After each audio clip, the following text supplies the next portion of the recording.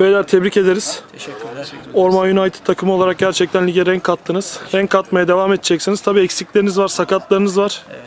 Bunlar da döndüğü zaman daha sansasyonel sonuçlara imza atacağınızdan hiç şüphemiz yok. Bugünkü karşılaşmada bunu gösterdi. Geçen Ventus maçında olduğu gibi. Bizim tabii gözlemlediğimiz bunlar. Siz neler söyleyeceksiniz takımın gidişi hakkında, ligin gidişi hakkında?